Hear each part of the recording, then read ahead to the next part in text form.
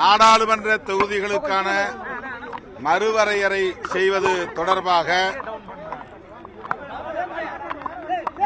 முதலமைச்சர் அவர்களின் தலைமையில் நாடாளுமன்ற மக்களவை மற்றும் மாநிலங்களவை உறுப்பினர்களின் கலந்தாய்வு கூட்டம் நடைபெற்றது. மாண்புமிகு முதலமைச்சரின் அழைப்பை ஏற்று காங்கிரஸ் கட்சியின் சார்பிலும் இடதுசாரி கட்சிகளின் சார்பிலும்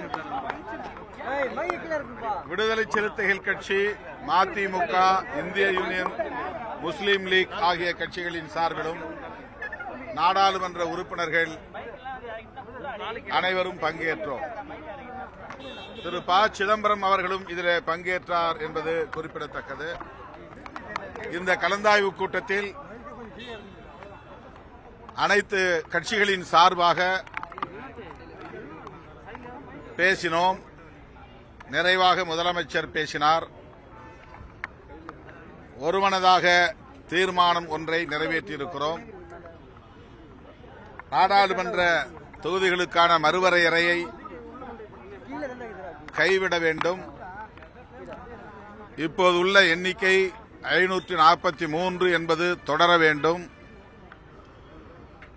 மாநிலங்களுக்கான எண்ணிக்கையும் தொடர வேண்டும். அதாவது தமிழ்நாட்டில் 39 எம்பிக்கள் இருக்கிறோம் என்றால் அந்த எண்ணிக்கை தொடர வேண்டும். இந்த ஒரே கருத்து இந்த கூட்டத்தில் தீர்மானமாக நிறைவேற்றப்பட்டிருக்கிறது. 50% அனைத்து மாநிலங்களுக்கும் உயர்த்தலாம் என்கிற எண்ணமோ, மக்கள் தொகை அடிப்படையில் எண்ணிக்கையை உயர்த்துவது என்கிற நிலைப்பாடோ கூடாது என்பதுதான் இந்த கூட்டத்தில் எடுக்கப்பட்டிருக்கிற தீர்மானம். அனைத்து நாடாளுமன்ற உறுப்பினர்களும் இந்த அடிப்படையில் கருத்துக்களை முன்வைத்தோம். விடுதலை சிறுத்தைகள் கட்சியின் சார்பில் கூடுதலாக சில கருத்துக்களை பகிர்ந்து கொண்டோம். மாநிலங்களவை உறுப்பினர்களின் எண்ணிக்கையை ஒவ்வொரு மாநிலத்திற்கும் சட்டமன்ற உறுப்பினர்களின் எண்ணிக்கையின் அடிப்படையில் இன்றைக்கு இருக்கிற நிலையை மாற்றி சமமான எண்ணிக்கையை கொண்டு வருவதற்கு ஏற்ப அரசமைப்பு சட்டத்தை திருத்த வேண்டும் என்கிற கருத்தை முன்வைத்தோம். அதேபோல தனித்தொகுதிகளுக்கான சுழற்சி முறையை 10 ஆண்டுகளுக்கு ஒரு முறை நடைமுறைப்படுத்துவதில் அரசு உறுதியாக இருக்க வேண்டும். தமிழ்நாடு அரசு இந்திய ஒன்றிய அரசுக்கு வலியுறுத்த வேண்டும் என்கிற கருத்தையும் முன்வைத்திருக்கிறோம். சட்டமன்றத்திலும் இது குறித்த இந்த டீலிமிட்டேஷன் குறித்த தீர்மானத்தை கொண்டு வர வேண்டும் என்கிற வேண்டுகோளையும் வைத்திருக்கிறோம்.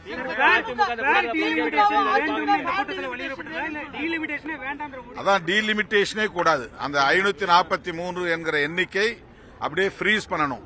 அமெரிக்காவில் அப்படிதான் நீண்ட காலமாக 50 மாநிலங்கள் இணைக்கப்பட்ட பிறகும் கூட 13 மாநிலங்களாக இருந்தபோது என்ன எண்ணிக்கை இருந்ததோ அதே எண்ணிக்கை தான் 50 மாநிலங்களாக அந்த கூட்டமைப்பிலே இணைந்த பிறகும் நீடிக்கிறது.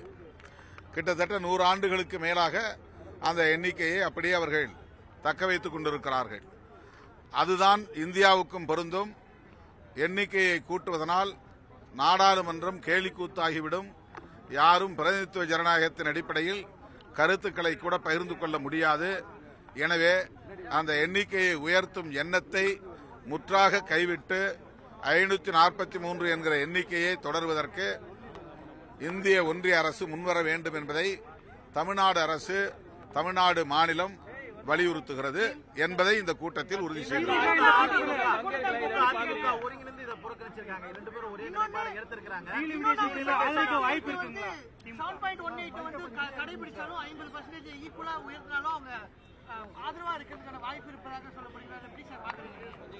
திமுக, அதிமுக இந்த கூட்டத்தில் கலந்து கொள்ளாமல் தவிர்த்திருக்கலாம். ஆனால் அவர்கள் இதே நிலைப்பாட்டைத்தான் எடுப்பார்கள் என்று நான் நம்புகிறேன். தவிர்க்க முடியாத தம்ப்நெயில்ஸ், கலக்கலான கண்டென்ட்ஸ், சினிமாவும் சீரியஸ் பிரச்சனைகளும், பல வருடங்கள் இடைவெளிக்கு பிறகு இந்த படத்துல ஒரு கலகலப்பும் கைகலப்பும், போயிட்டே தான் இருக்காரே தவிர பிரேக்கே இல்லாமல் பிரேக்கிங் நியூஸ் சொல்லும் தந்தி டிவி ஆப். இன்ஸ்டா தலைமுறை வரை இறங்கி அடிக்கும் தந்தி டிவியின் டிஜிட்டல் எக்ஸ்க்ளூசிவ். அது தண்ணிக்குள்ள போகும்போது ஹேங் ஆயிடுச்சு. உங்களுக்கு விஜய் சார் எந்த அளவுக்கு ரொம்ப பிடிக்கும்? Of course, Malayalis are huge Vijay sir fans. ரெண்டு பேருமே ரொம்ப பிடிக்கும் எனக்கு. தந்தி டிவி ஆப்பை இலவசமா டவுன்லோட் செய்யுங்க. ஃபாலோ பண்ணுங்க, சப்ஸ்கிரைப் பண்ணுங்க, என்ஜாய் பண்ணுங்க.